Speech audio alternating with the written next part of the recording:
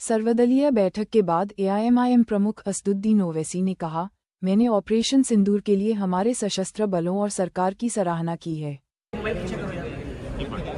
उन्होंने ऑपरेशन सिंदूर को अंजाम दिया। मैंने अपनी बात में ये कहा कि एक इंटरनेशनल कैंपेन हमको चलाना चाहिए टीआरएफ के खिलाफ, और ख़ास तौर से सिक्योरिटी काउंसिल इसको डिजिग्नेट करे, और हमको यूनाइटेड स्टेट्स ऑफ अमेरिका को ये बताना है कि वो अपने ही मुल्क में इसको फॉरेन टेररिस्ट ऑर्गेनाइजेशन डिजिग्नेट करे। और क्योंकि आप देखेंगे फरवरी 2025 में हाफिज़ सईद के बेटे हाफिज़ अब्दुल रऊफ़ की एक स्पीच है पीओके में, जिसमें उसने कहा कि 2025 तमाम साल हम लोग जिहाद करेंगे। तो ये जिहाद का नाम लेकर ये भारत में गलत नाम लेकर कत्ल करना चाहते हैं, आतंक फैलाना चाहते हैं। तो यूएस को हम रिक्वेस्ट करें, उनको लॉबी करें कि ये टीआरएफ को एक फॉरेन टेररिस्ट ऑर्गेनाइजेशन बनाएं, पाकिस्तान को एफएटीएफ ग्रे लिस्ट में डाला जाए। यूनाइटेड किंगडम से हमने ट्रेड डील किया है, अब क्या क्या बहुत सी चीज़ें कम हो जाएंगी, टैरिफ कम होगा।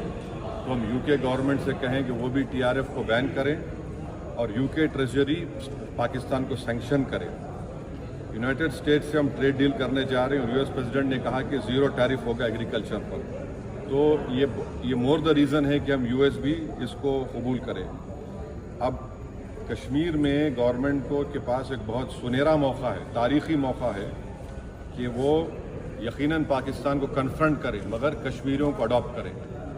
आप कश्मीरियों को ख़रीब करें, और ख़ास तौर से मैंने कहा कि जो पूंछ में जो लोगों की मौत हुई, सिविलियन लोगों की, और उरी में जो लोग ज़ख्मी हुए, जिनके घर को नुकसान पहुंचा, गवर्नमेंट उनको टेररिस्ट विक्टिम का ऐलान करे, क्योंकि पाकिस्तान शेलिंग में उनकी मौत हुई है, और सिक्योरिटी रिलेटेड एक्सपेंडिचर के तहत मरने वालों को एक्सग्रेशिया दे, और सरकार उनका घर बना के दे। और मैंने कहा कि साउथ कश्मीर में गवर्नमेंट को बहुत एहतियात से काम करने की ज़रूरत है, वहाँ के यूथ को हमको क़रीब करना है।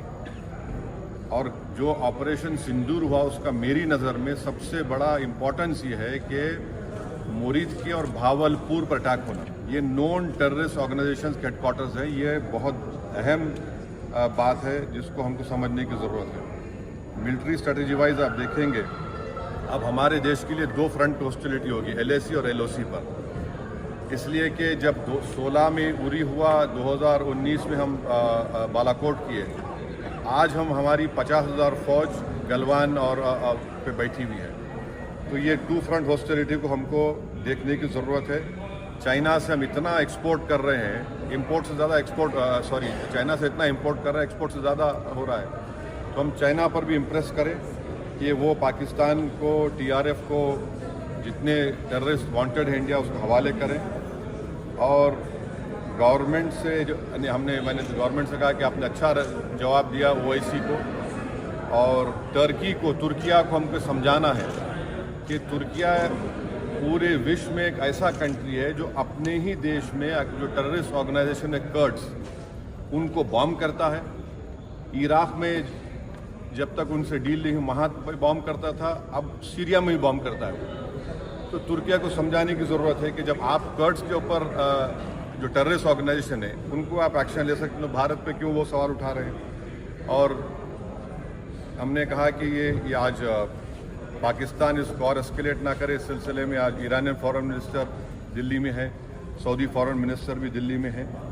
और जो देश में मैंने कहा कि जो एक यूफोरिया है, इसको सरकार को देश को और मुत्तहिद करने के लिए और देश को ताकतवर बनाने के लिए इस्तेमाल करना पड़ेगा। और जो लोग मैंने जिक्र किया, हिमांशी, उस बच्ची का जिसने अपने पति को खोया 6 दिन की शादी के बाद, कि किस तरह सोशल मीडिया पर उसके ऊपर रिकेक हमले किए गए। और आखिर में मैंने कहा कि न्यूयॉर्क टाइम्स, रॉयटर्स और CNN ने एक कहा कि भटिंडा में एक रफाइल गिरा है, वो सही है गलत है हम नहीं जानते, मगर हमने एक गवर्नमेंट से कहा कम से कम इंडियन एयरफोर्स को आप कहिए कि उसको डिनाई करे, ताकि हमारे आर्म फोर्सेस का मोराल और उनके रेपुटेशन में कोई कमी ना आए। Thank you.